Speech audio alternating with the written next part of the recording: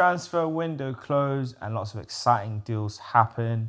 One man went to Saudi, one man went to Turkey, one guy went to Spain, and the other guy went sadly down the lane. And one big guy left the sinking bridge and joined the rising Emirates. And we're going to talk about these deals and how they're going to affect our team in this episode of One Kick from Glory. As always, I'm joined by Craig. Yeah. And Matthew. What's up? And we're going to start there talking about that man, Raheem Sterling. He has done the Anelka career mode task. If you play EAFC or FIFA, you know about that. You make a player and go on a pathway, or if you're a Provo player back in the day, you would have done the same. He's gone from Liverpool to Man City, unfortunately went to Chelsea, and then now he's made his right step to Arsenal, only for the season. Great deal for Arsenal. Chelsea are paying £10 million a year for the privilege of him playing for us, which, you know, I can't argue with. But speaking of that, I guess for you, Matthew, just start off with, how do you feel about that transfer being all done and happening? The only thing I'm not happy about is that I'm paying for it. Other than that, it's fine. You don't want to play? I'm not one for regrets. I'm not one for sticking in the past.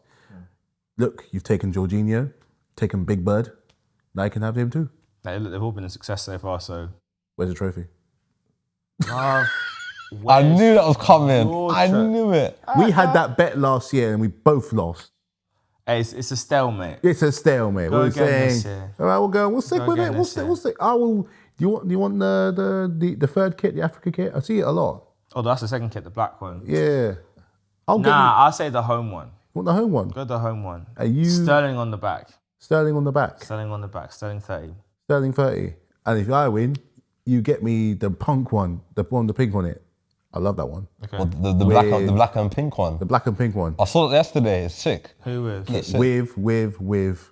I want. Let's put Jackson on there. Let's put Shamon Jackson we on really there. are going for this. You know? Yeah. Let's go over again, man. Round two. I'm refereeing this one, so I'm gonna. I will end the season. So basically, who wins the trophy first, yeah? Whoever wins the trophy first.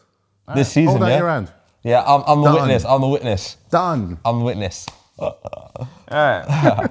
Anyways. But all seriousness, it's if he wants to get back into the England fold and if he wants to revitalise his career and stay in London, we always long said that he had a career, not necessarily in Saudi. I think he's still got too much to offer to just go off to Saudi like that. I think he was always going to go to another competitive league, Italy, Spain, Germany, France. But in a way, it's good to see him be one of them Premier League stalemates where he spends all of his time here and, you know, eventually will become a Premier League legend.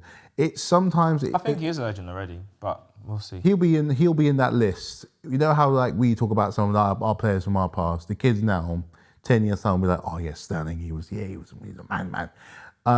Look, it didn't work for us. I think he came in at the right time to the wrong manager. I think he came for Tuchel and then he got Potter, and I think had Tuchel stayed around a little bit longer, because you were seeing promise. He was scoring. He really was clicking a little bit, and then Potter came in and stunk out everything just stunk out the joint. But he's having to listen to his ex-teammate Frank Lampard, which is never a good thing. And I think with Poch, I think he really wanted it to work. I think they both wanted it to work. We all wanted it to work. But that free kick against Leicester in the FA Cup just kind of highlighted his time at Chelsea. It really did, where we had his heart was in the right place, but the product just wasn't. It just wasn't there. And every time he would score the odd goal, which he would, you know, for a player of his caliber, it just wasn't. It was just a bad thing from the start. It just never delivered like it was supposed to do. Like WrestleMania 29, all that no promise. But if he goes off and finds it at Arsenal, obviously he's got his reasons for staying behind and, you know, being in London still. It's going to be interesting to see. You said he's been kicking and training? Yeah, he's looking sharp. I guess, Craig, for you, obviously, Edu said it himself, it wasn't the plan to get Raheem Sterling, but it's a market opportunity that could present itself, and we stuck to our guns on negotiation tactic, did a really good job of getting a brilliant deal for us, for him. No loan fee paid. Chelsea are covering half, or I think just over half of his wages. No option to buy. It's just a 1 year straight loan, and he'll go back to the bridge, and then we'll see what happens then. But like, how do you feel about the Sterling deal to Arsenal? He's a winner, a proper winner. Not like Jesus and Shevchenko. Oh, come on now. I'm joking. He's a proper winner. Like when I mean like that, I mean like when Jesus won the trophy at Man City, he wasn't the number one starter. Sterling was the number one starter. He started almost every they won them titles. Jesus is more like a contributor, like come off the bench and score a goal. Okay. That's what I mean. Sterling started the majority of the games. Clarified it, that's fine. Started the majority of the games and had a big impact in games. He scored a goals against us in the past for Man City. Some screamers. I remember Emery's first game at the Emirates. I remember. So it's moving from home to home, but a proper home. A home that the fans. Once Arsenal fans see him scoring goals and getting assists, they'll love him. I think the club have done a really good job with obviously our media team at Arsenal, they know what they're doing, but I think they did a really good job with what they've put out video-wise so far. I mean, the intro video for him, the announcement video for him, rather, that's cold. Black and white, night time, Sterling narrating it. I was like, man, whoever came up with that idea deserves a raise, man. And then his first interview, just the language he's using, he's already saying that. You could tell that he was giving hints at how fractured things were back at the bridge. I mean, we can see that on the pitch, doesn't need to tell us, but... and now he's into an environment where you can see where Arsenal's trying to get to. And with his goals and what he can bring on the pitch and off the pitch, because I think people kind of underplay how important he was with your younger players at Chelsea, giving them advice. And I think he'll do a lot for players, especially people like Martinelli, who's just out of form right now. And Saka as well. Well, Saka, I think for them, it's more like, another player that can push him, because Sterling has said himself he's not come here to ride the bench. He's come here believing that he'll be able to start soon. So whether that comes in the game against Tottenham, we'll see. It might be the game after, but he's not coming here to be on the bench. So that's what I want to hear. I want players, because even when Ramsdale said it himself, when Trossard was signed, he wasn't signed to be the rotation option. He was coming in to take someone's shirt. And that's the mindset you want to have. And if you look at every signing we've made recently, barring Neto, because Neto was like that was a needs must, right? Every other player we've signed has come in with the mindset of I'm taking someone's shirt. Even Jorginho. Everyone's coming in with the idea of actually, there's a guy ahead of me, I'm coming for his position. No one has come and said I'm going to be happy on the bench, happy to be. No, they've all come in to start. So I like that. You need that in the squad, and that's the mindset, the mentality that we're trying to build. We want to win the league this year. We're up against one of the toughest teams to beat in Premier League history. Arguably the best team in Premier League history. The Chicago Bulls of football. They just don't stop. And they're on fire already. And they're already on fire. And then Pep Guardiola had the audacity to say after their last win before the international break, pre-season is now over. I'm sorry. You've won 3 on the bounce and you're saying pre-season is now over. So what are we going to see next for Man City? Because to me that means that, you're going to step up a gear. There's more gears to go. Yeah, they're cooking. They are all ready. And what was it, 7 goals for him in 3 games? It's crazy. Haaland, It's crazy. Not to be get him in your fantasy league, lads, so you can get you a point. To make him captain as well, triple captain. I've made the mistake of not including him, but I'll have to rectify that soon. But next player I want to talk about, because obviously we just mentioned Haaland there, a big goal scorer. We're going to leave we're going to stay in the Premier League for a second. And when we were talking about Man United in our last episode and some of the issues they've had, I am so surprised that they did not make a move for Ivan Toney. Yeah. Shocks me. Very surprised. Now look, for Toney, you think about his footballing career coming from non-league, worked his way up the football pyramid, got to Brentford, fired them into the Premier League from League One. Can't begrudge him taking the move to Saudi Arabia. The money he's getting, I can't begrudge him that, because at the end of the day, look, footballers' careers, it takes one bad challenge and you're done. Look at Abu Dhabi. Yeah. Never recover from that. There's other players we can think of that bad injury, or you have bad form and then, like Hazard, you don't really get to fully hit the heights you're meant to hit. He left Chelsea, went to Madrid, and it just kind of petered out, sadly, and now he's retired. So you've got one career, you've got to make the right moves. And when a chance comes to get money that will change your family's life, and I don't care what people will say, footballers are rich anyway. Yeah, but if you in your job, would you go to another job and get a pay cut? No. So can't begrudge them that opportunity. But I do wonder why other clubs in England didn't make a move, why you guys didn't make a move for him. Man United in particular, I know they've got Hudgerland, they've got Xerxes, and they're probably thinking, let's try the younger route. That's 2 unproven strikers, to be honest. You had a goal scorer there, which you could have signed on top of those 2, and you would have enough kind of room to say, okay, Toney's for the next 1, 2 to 3, and then Hojlund and Xerxes can just develop. But Xerxes can play as a number 10 as well. He can. So you can imagine having them 2 link up. Xerxes flicking the ball to Toney goal every time. They or versa. Yeah. But why do you think? I'll start with you, Craig. Why do you think it is that no one made a move for Tony? Chelsea online. We were you're very close to very agreeing. close to agreeing something. But I think the reason why Chelsea didn't get him because they wanted to get Osimhen. They were on Osimhen. Oh, we're going to talk about Osimhen in a bit, but yeah. But I think they wanted Osimhen. I think the reason why they didn't go for Tony in the end, because I think Tony, if Chelsea wanted to get Tony, they could have got him. If they really wanted him, they could have put the money down and said, you know what? Here's the money, Brentford. Have him. Here's your man. Do you think Brentford?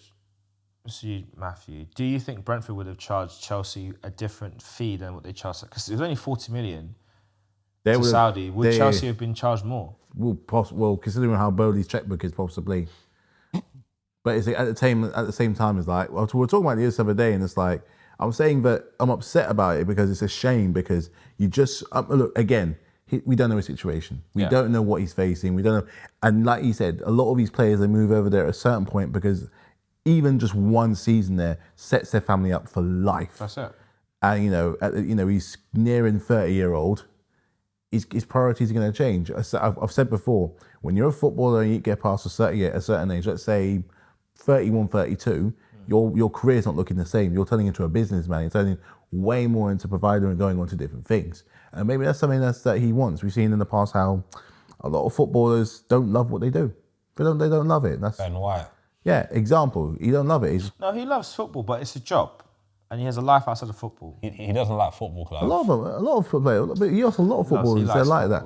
I don't believe the hype. But I think it's a shame because he had. I still think he had so much to give to the English League or even the European League. The fact that he's probably not going to get a chance to play in the Champions League. Well, you never know. Not for certain. There could be a case for him returning, and if he does return and he has a fantastic time out there, then great. Because he's 27, isn't he? 28. 27, 28. So he can come back and have a good stint. Look at Harry Kane. He's still having fun. You want to see these talents in the Premier League still, while they still have time to kind of prove a point and develop and bring up a club. His time at Brentford was dumb. It was time for him to move on. They couldn't hold him down any longer. But yeah, he wasn't going to Spurs. Solanke got him. He wasn't going to come to us. We were focused on Osimhen. Arteta was like, he was. I think they had a meeting and just didn't vibe that well. So if anything, the most likely place he probably could end up again was Manchester United, where they need a striker. And if he slaps out there, which he probably will, Man United will be like, something we should have done there. But I'm just thinking it's a shame because, I really like to. Gambling problems aside, he was an excellent player. I could see January Man United making a push for him if they really are struggling for goals. But United have got that striker from Arsenal, that guy who scored that goal. Chido Obi Martin, yeah. I think they're moving to continue to be third choice this season. That's why they didn't really want to go for Tony. But try some of their fringe talent. It's another youngster. Yeah. It's another youngster. Give him faith. Give him chance. Proven in the youth league, but not proven in the Premier League yet. Yeah, but to me, it's just like at that point. I think, well, then again, I say that, and at the same time, you look at what Man United have been doing recently in transfers, would that be another stopgap signing? So maybe, let's give them credit, maybe it's worth it for them to pass on someone because they want to actually drop the age profile of their squad, get the wage bill under a bit of better control, and actually get in players with more upside rather than trying to chase the right now. Value. Yeah, rather than chasing the right now. They've tried the right now strategy, it's failed. They tried the development strategy, and let's see how that goes. Like you see Mason Greenwood, see how he's banging goals in Marseille in France, yeah? Is it? Yeah. If any of the big clubs going for him, Man United are going to get a big payout. I'll be honest with you, resale value. They ain't coming back to England. No one's going to touch him. They're not touching him. He's out there and that's it. He'll go to Spain. He already was at Spain, He was at Spain. I don't know if... to be honest with you, with Greenwood, I think any team in the UK or in England that has a women's football team, they will not sign him. Even Man United, keeping him that long has really fractured the relationship between the women's team and the executive at Man United. Serious? Yes. I don't know that. Because of what his alleged, legal-wise, what was presented in the court of public opinion, the footage people have seen, the audio people have heard, and the way how they handled it was appalling. And it's really created a fracture between the club and the women's team. So I think no one's going to touch him. Doesn't matter how well he does. His career in England is done. Yeah, and like you said, seeing as we in this country now we take women's football much more seriously. Plus now you've got England's darling, and who is England's current football darling who plays for Man United anyway, who's the first England, I found today, first England women's footballer to have a statue at Madame Tussauds? Merps. Don't play for United anymore. He's not coming back here, let alone Man United. She left. PR disaster. She left. She left. She's gone to France, I think. Oh, good move. But anyway, I just don't see that happening. Let's talk about Victor Osimhen because, again, I mean, and what I will say is he has actually sacked his agent because they made him sign a new deal last summer, which made no sense to anyone considering, last December, which made no sense to anyone because he wanted to leave anyway. We knew that relationship with him and the club had fractured after the social media posts by their own team mocking Osimhen, and it's just very weird posts, racial connotations, all that kind of stuff, and they didn't really apologise to him for it. They basically said to him, get over yourself. So we knew that there was a breakdown there, and yet when Chelsea came knocking, frankly, what he offered him was a bit ridiculous, asking him to take a pay cut. His agent said no, he won't go out on loan. He's obviously now on loan. The Saudi Arabia deal, they wanted more money than what they were offering. That didn't work out. Now it's at Galatasaray. Great place to be, but an absolute shambles of a transfer, I think, for a player of his quality. I know there's question marks over his injuries and also whether he's got enough technical quality to kind of step up to a bigger challenge, because obviously Napoli winning the league there for the first time in how long, that's a massive thing that he did there, and he's always going as legend in Naples, but to move to another European club at the upper echelon of the European food chain, there's different skill sets you require beyond goal scoring. Haaland can get away with it because of how Man City is set up, but not everyone can. For you, Matthew, do you think, and I'll share some more thoughts about Osimhen, but like, what do you think about the whole saga of him going off to Turkey now? I did not see it coming.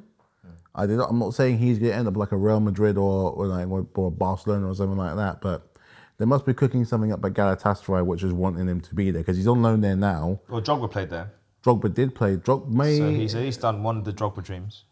Maybe, but Drogba went there later on. He went there later on, but he can still say play the same team as Drogba. I mean, yeah. And that was the draw for Chelsea as well. It's a weird one. You kind of think he'd go somewhere because I don't keep up much on the Turkish league. So again, I mean, maybe that's why I get it, because I don't keep up on the Turkish league a lot. It's a shame he didn't come to England. I'm not even if he necessarily come to Chelsea. People are probably charging a lot for him, and the strikers market out there is a joke anyway. You're paying either a lot of money for an unproven talent or too much money for someone who's already been past it. Yep. So there must be something in.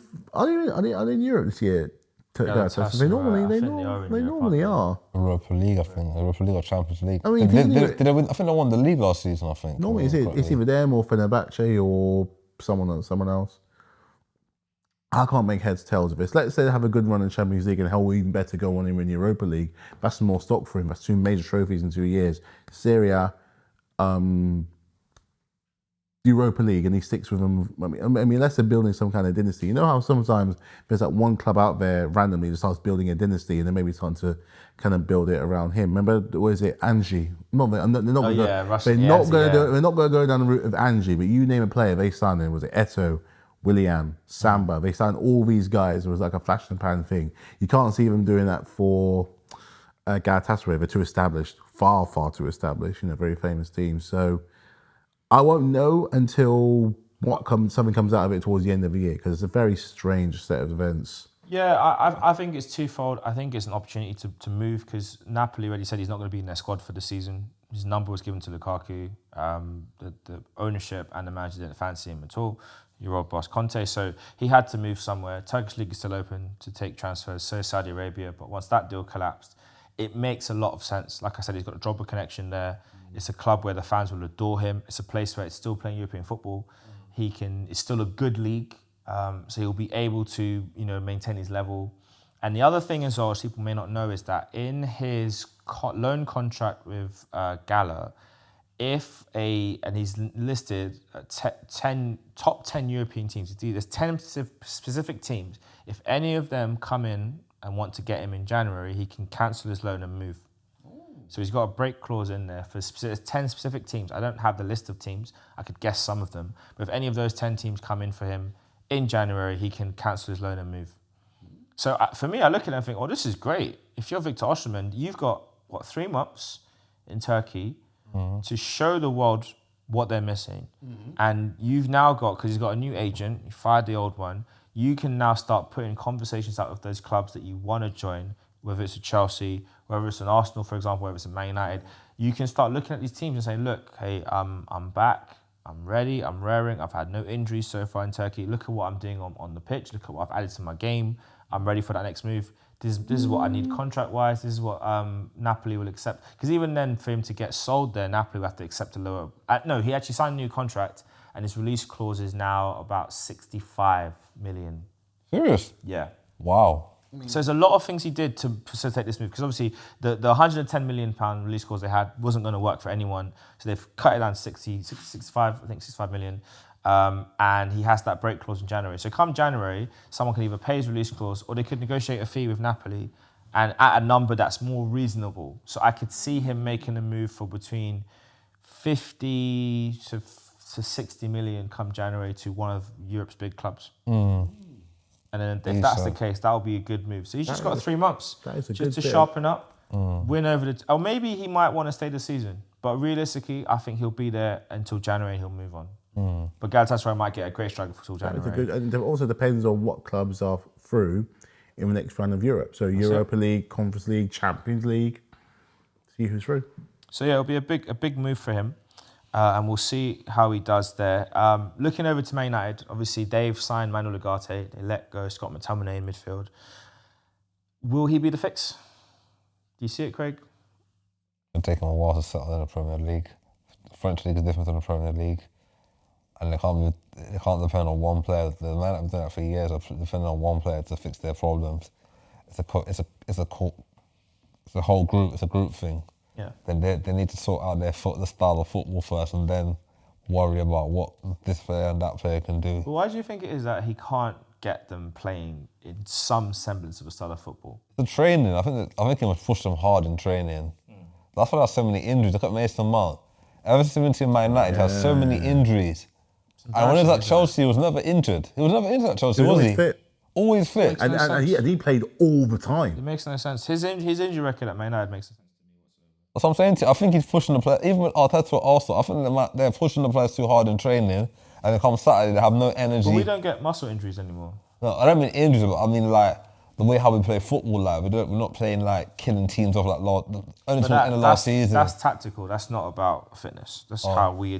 But then again, you say that the weekend we could have blitzed Brighton in the first half. Bro, second half, yeah, like towards the end of the game, we had 3 chances. Havertz, Saka twice. We could have won that game. Yep. So I think it's sometimes like, I feel like sometimes with managers, especially like Arteta or Den Haag, let the handbrake of the car and let them just go and kill teams off, man. It's a point to be made. I think they need to do that more often. Just let them off the leash. Because after we went to Dubai last year, we came back, we were blitzing teams. 5-0, 6-0, you name it, we scored it. Then we ran out of steam. And then run out of steam. And then now this season we start back again sluggish again. Just like how we did last season, we're sluggish. We drew against Fulham at home, like how we drew against Brighton last season. And those points are going to be crucial for the end of the season. And Man City are just blitzing teams already. And Man City had a slow start last season as well. And then they picked up after the second half of the season. They picked up win. So we got to hope they fall off at some point. But yeah, we'll see. Do you think he'll be the answer to them? Or do you think, like Craig said, structure is more important for Man United?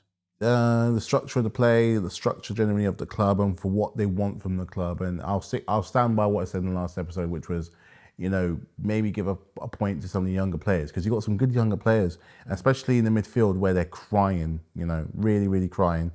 It's a lot to put on like a new person's shoulders. You've lost 2 mainstays in the space of a couple of seasons. Fred went, then McTominay went, and you could argue that both of them would have been really good, were good servants for what they were. Granted, they weren't Premier League winning level, but they were effective servants. Before that, he lost that effective linchpin in Pogba. Obviously, it's not worked anymore. His career's gone down the toilet. Losing Ronaldo, good as Bruno Fernandes is, he doesn't exactly establish a command in that position. Yeah, I think it's not the stability. There's stability everywhere. Even the damn stadium's falling apart. So they got problems. But I think on the pitch, start playing the youngers. Honestly, start playing the youngers. Don't be afraid to do that and be like, you're a manager that prides himself on young players. Be that manager that prides himself on young players. Give them a chance. Get Mason back fit somehow. Somehow, indeed. But yeah, we'll see what he's able to do. Obviously, switching the Old Trafford for the Bridge was Jadon Sancho. Bizarre transfer. I don't get it. Don't understand it. Don't think he fits you guys at all. Craig, what's your thoughts on Jadon Sancho to Chelsea? Chelsea don't need him. We've got too many wingers anyway. Where's he going to play? Maybe number 10. He's ain't Palmer. really a winger. Palmer's Palmer's going to get dropped for him. On that bumper deal. It makes that's what I mean. It doesn't make sense to me because you look on the left-hand side. Clearly, Mudryk is going to get phased out soon. The week, yeah. Neto is coming in. That's going to be his main starting point. They've played in Nkunku wide left as well in the Europa Conference League, one of the games, with João Felix through the middle. So clearly, where does he go? Because on the right-hand side, I think that's Madueke's. Who else you got that plays right? Pedro Neto can play there. Carney sometimes can play there as well. Even Carney and Cole Palmer can play well together as well. Yeah, Cole Palmer can actually play back out wide. So I'm not really sure where they're going to play. Maybe they might play him from the right, but I think from all the times I've seen Sancho play, I think he's better from the left. That was the issue at Man United because Rashford plays from the left, and Sancho should have been played in the 10, but obviously Bruno lives there. Bruno should have probably been a bit deeper. So there's a lot of things they could have done, but I just don't see it. I think that's a bit of a weird one. Maybe he might surprise us all and kick on. Don't get it. Don't really understand it. Could be Palmer round 2, save another Mancunian. Could be, but I don't know. I'm not convinced. I just think the Premier League is not suited to him anyway. I don't think he suits the Premier League. I think it's the teams he goes to. He would be great, and it sounds weird, but he'd be great in a Fulham. He'd be amazing in a Crystal Palace. He would do well. Newcastle? I was going to say them, but because they play more counter-attack. They need a bit more speed. I think he's quick, but he's a bit off what they would need for their way how they play. Brentford maybe. Brentford, possession football. They do work it. He could do really well there. It's teams that play combination football. Even to an extent, Tottenham. He could probably work there, but maybe again because they got Maddison, they've got that one guy that's going to knit things together. So you don't need Sancho to do that, and Tottenham would probably want more speed in wide areas. Palace could use him because of Elise. Palace could use him. Villa, no, because they're a more counter-attacking team, so it wouldn't really fit as well. Leicester would be great, but again, maybe if he has too many layers down the league pyramid table, I'd say those teams. I mean, you could argue Chelsea on paper, but with all the man you have in your club, to me, it just feels like if he's going to come in, he needs to hit the ground running, because otherwise, Pedro Neto is going to give you more output. We've got that cup game against Barrow. Got a lot of cup games into lots of things to play with, lots of options. And the last two players I want to focus on: Chiesa to Liverpool. I think that's a smart gamble. There you go. Low price. 10 mil. 13, but again, it's a low risk. In this day and age, that's a bargain. In this day and age. Yeah, obviously, you got to be concerned because there's a guy coming from an ACL. It's Juventus, why they let him go. I know they got a new manager, probably wants to stamp his own authority on the squad, but it's still a very low fee for a player that, in all intents and purposes of his ability, should be going for way close to the 50 million mark than what he has gone for. So there's question marks there, but I like that he's excited to play there. I like that Liverpool fans decided to have him. I'm curious to see what he's going to do. Be a good option to rotate potential Mo Salah replacement for the future. Potential, maybe, but he's never been a prolific goal scorer. A scorer of nice goals, but not volume. So I wouldn't say for Salah volume. But again, it's a season for him to bed in. Let's see what he does at Liverpool. Could be very interesting. And then Aaron Ramsdale to Southampton. Relegation threatening Southampton already 3 games in and just not doing. Look, I'm all for clubs having a style of football and wanting to stick to it, but you got to know what your players can and can't do, at the Premier League level, and everyone's already sussed out they're playing out from the back. It doesn't work. And Ramsdale was trying to go long in that game, and then the manager told him not to play short. As soon as he started playing short, goals went in. So, I don't know. But how do you feel about Ramsdale now moving on, being at Southampton? He just looked sad on the bench last season. He was smiling, but it was a fake smile. He wasn't happy. He wanted to move. He got the move. All the best to him. I remember that save he made against Leicester in the Premier League a couple of seasons ago. I think it was Maddison free kick. Yeah. I was going right on the top bins, and I thought when he made that save, he was going to kick on and become a top England player. Get eventually displace Pickford in the team, and he'll be an Arsenal regular for a long time. I thought that I think the mistake he made against Southampton in the league game when we were going for the title. Yeah, he made too many of them mistakes, and I think the interview he made outside of it messed him up. If he didn't make them interviews, I don't think he'd still be an Arsenal player now. Yeah, I mean, going on a podcast admitting he's tough with concentration is not good. No. If you're an opposition team, you take that. Oh, great. Yeah. Oh, right. We can punish him then. Alcaraz, have a shot outside the box when you get the ball through. What happens? He scored. So yeah. And even the goal that Tony, the world-class goal that Tony almost scored against him last season at the Emirates when he almost put him off. Luckily, he had the eye on. On another day, we could have lost. It would have gone in.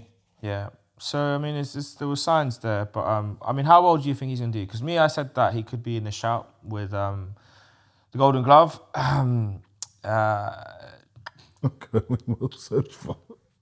Don't know about that take. That might be my worst take on this podcast in history. But how do you think he's going to do at Southampton? If they can sort out their defence, because he thrives on having a really good defence. Plus, you know what? When he's gone to Sheffield, when he went to Bournemouth, and even when he went to you, he was their Player of the Year. Because remember when the first time season, he worked very hard. Yep. On that charge where you went towards the Premier League, he was evident in that, because I think so much. All right, fine. Maybe in terms of his, his footwork and his short and long play, made a little bit of work out. That was good in that first season.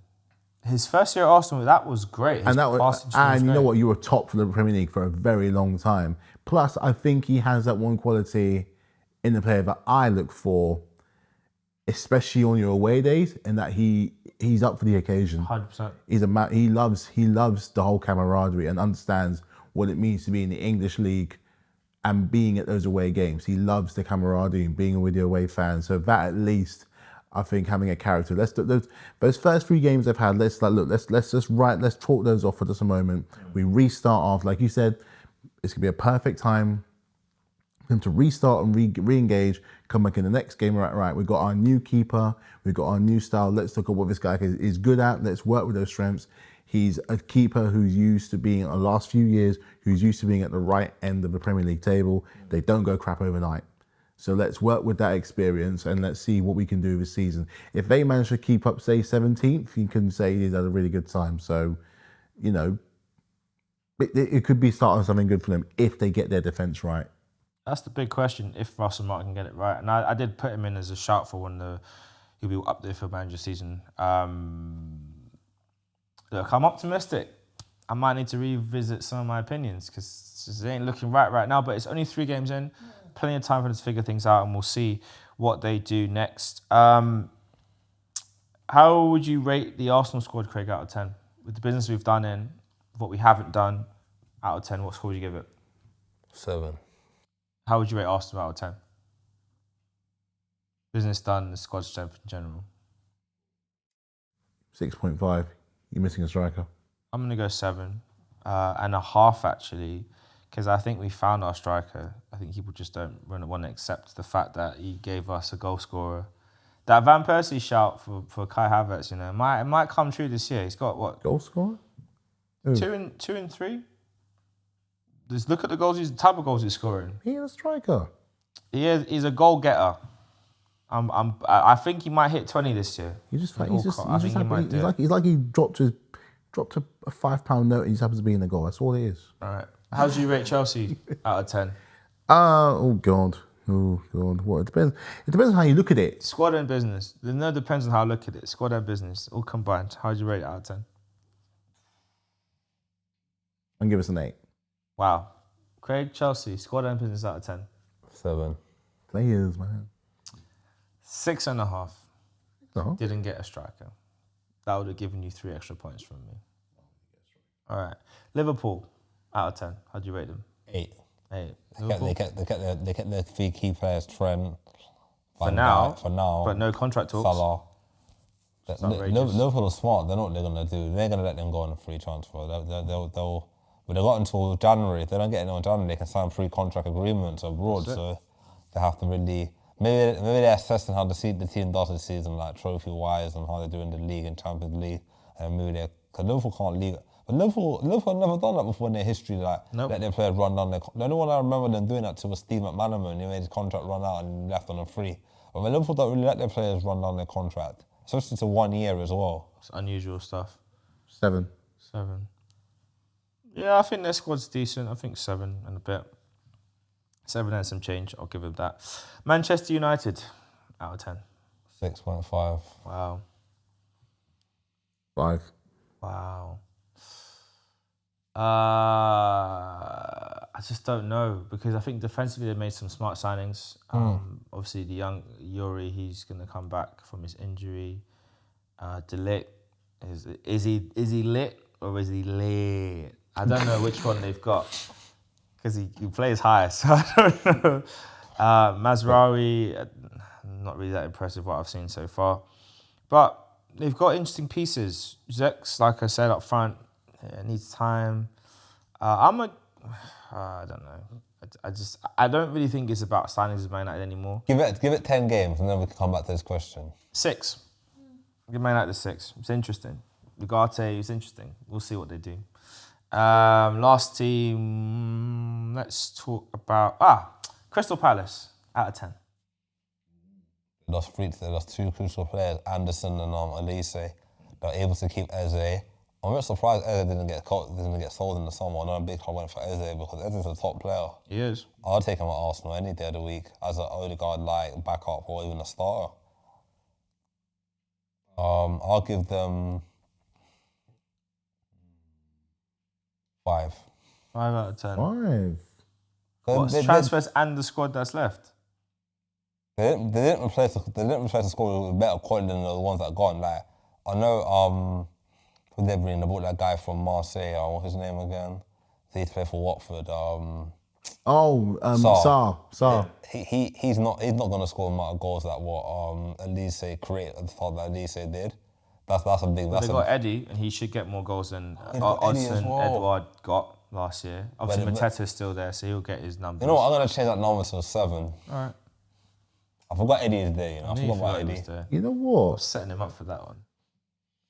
Controversially, I'm giving him a 9.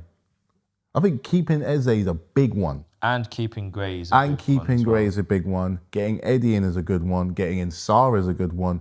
Plus, with a club like Palace, they're a business club. And creating space for Henderson to be number 1, undisputed. And having Henderson in, I think, is a massive one. And moving Johnson on so he can play football. Look at the heroics he did against us, and that's remember when Sheffield United came up all those years ago and wanted to finish ninth? Instrumental. Dean Henderson. Good business really good business with Elise as well. They've pulled off a Brighton level business on this one. And I hold Brighton very, in terms of how they run their club, very high regard because Palace ain't that. They'll be happy to get to a final, but keeping it run within a little they are much about playing good football and producing good players more than they are about going and winning big bombastic trophies. I would love it if Palace could make the Carabao Cup final this year. That would be great. Wouldn't that be amazing? Look, my tip was, I said, no big team is winning either the FA Cup or the Carabao Cup. I'd love to see Palace in the final. That'd be amazing. Not against us, though. Palace Brighton, yeah? Nah. The team I'd want Palace to play in the final, Fulham. How do you rate them out of 10? They've done some great business. Fulham is like mini Arsenal FC right now. I got a soft spot for Fulham. I went there many years ago when I was quite young. Went to one of their games. I'll give them an 8 out of 10. They got Smith Rowe, decent money as well. Not a lot of money, 30 million. 35. Not a lot of money because a couple of seasons ago we could have got maybe more than that for him when he was in peak form. They got Reece Nelson on loan. Yeah. Reece Nelson's a good player. All he needs is a minute. He just needs to play. Adama Traore is cooking now. Adama Traore. They got Iwobi. Iwobi's cooking. Iwobi got his form again that he had at Arsenal. You got Muniz up front, who I like. He's a very good striker. Raul Jimenez has found his goal scoring beats. Anderson is back. Anderson's back. They've got a decent team. They've got Sanderberg in the midfield. 7.5. 7.5. It's replaced Paulinho. Paulinho was a big miss. I think Paulinho will be a big miss from this season. He's going to be a massive miss. And I think what they've done really cleverly is they've kind of front-loaded their team. They said, well, fine, we've lost our linchpin in midfield. Who cares? Let's just they've gone the old Real Madrid tactic. If we can't defend that well, let's outscore everyone. Yeah. And hopefully these attacking players will keep doing what they're doing really well. You've got rotation options. Kearney, you've got Harry Wilson.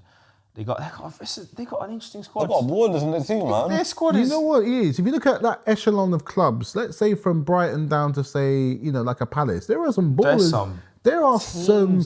We could be seeing the return of Peak Barclays. Street, proper street, never forget kind of thing. Ez is definitely a street baller. I'm loving it. It's coming back. It is coming back. We've needed it. We needed it for a long time. You need to see that quality, like Nottingham Forest with Morgan Gibbs, right? Yeah. Baller. I like what Wolves do as a collective. Obviously, Villa are kind of looking at pushing above that. But there's teams that have got players. If you're the likes of Tottenham and Man United, you really need to get your act together this season because Brighton...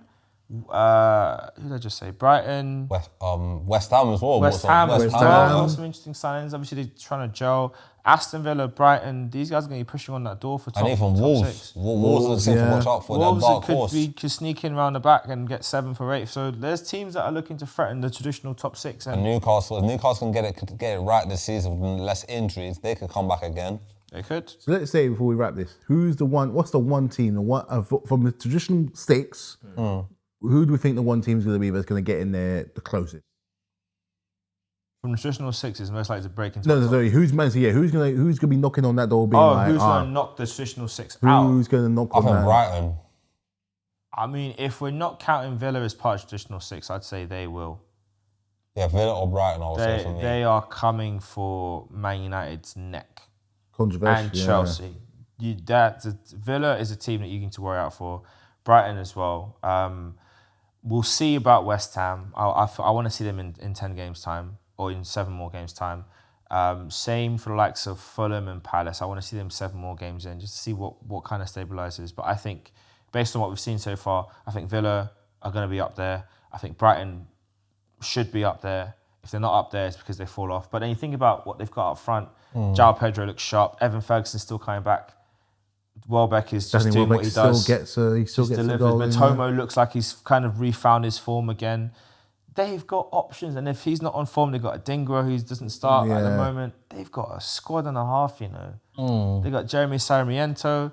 Ballers, mate. And Cisco. In season. They got players, man. So, you know what? This is setting up to be a peak Barclays. And if Man City are found guilty in the court of the law, boy, it could blow everything wide open. Yes. But for now, we got to chase them down.